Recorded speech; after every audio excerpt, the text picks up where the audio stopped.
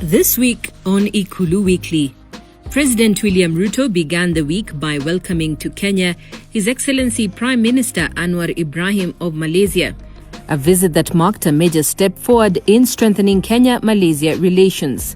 During the visit, the two leaders signed a bilateral air services agreement to expand connectivity and ease travel between the two nations.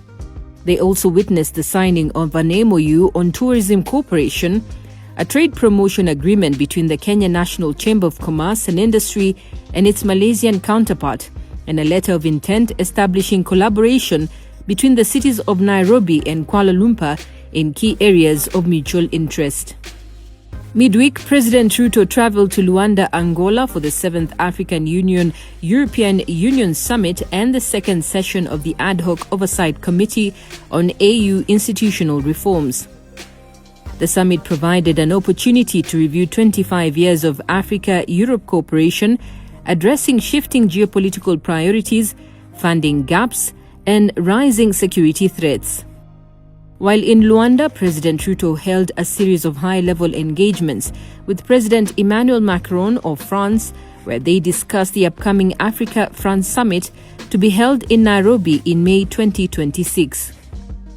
During a meeting with Spanish Prime Minister Pedro Sanchez, they focused on expanding diplomatic ties, boosting trade and investment, and supporting Spanish companies investing in Kenya, especially in infrastructure, water and irrigation and energy. While meeting with German Chancellor Friedrich Merz, the president reaffirmed Kenya's support to deeper engagement with German investors. President Ruto also held talks with EU Council President Antonio Costa, where they discussed dire situation in Sudan, loss of life, the humanitarian crisis, and widespread destruction. President Ruto also met Mozambique President Daniel Chapo, Sao Tome and Principe Prime Minister Americo Ramos, WHO Director General Tedros Adhanom, and Finland Prime Minister Petteri Orpo. The question is whether. Addressing the summit plenary, President Ruto urged the EU to partner with Africa in advancing digital transformation, expanding climate adaptation efforts, and supporting fair, mutually beneficial labor mobility. We must reimagine migration as a bridge of dignity. Our youth are crossing deserts and seas not because they love danger, but because they seek opportunity. The challenge is not migration itself, it is despair. Let us create legal pathways for skilled and unskilled labor alike. The head of state later chaired the African Union Institutional Reform Ad Hoc Committee meeting of heads of state, reviewing a report covering 8 priority areas including revitalizing the peace and security architecture, strengthening AU financing, operationalizing the Africa Court of Justice, and streamlining the AU agenda format. Back home in Nairobi, President Ruto joined the Joyful Women organization at the Moi International Sports Center, Kasarani, as they celebrated their 16th anniversary under the patronage of First Lady Mama Rachel Ruto. He commended the group's impact in empowering more than 250,000 women across 44 counties, reaffirming the government's commitment to economic empowerment through financial inclusion and enterprise support. Tuko na Wakenya milioni 2 wanaochukua pesa kama nyinyi kwa Hustler Fund.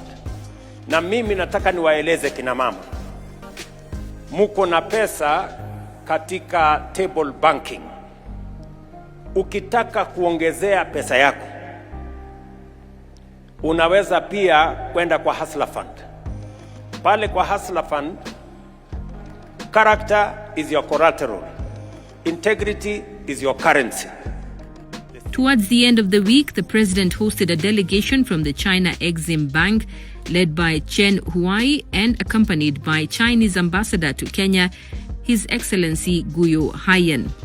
Their discussions focused on transformative development priorities including expanding energy generation to 10,000 megawatts, constructing 50 megadams to strengthen irrigation and food security, delivering major infrastructure, dualing 2,500 kilometers of highways, constructing 20,000 kilometers of roads, expanding airports and ports, and extending the standard gauge railway to the Uganda border. Following the week's by-elections, President Ruto congratulated winners David Ndakwa from Malava, Leonard Wamudhende from Bere North, Ahmed Hassan from Banisa, Vincent Chemitei from Baringo, Moses Omondi from Ugunja, Harrison Kombe from Magarini, and Boyd Were from Kasipul, emphasizing that their victories reaffirm Kenya's strength in unity.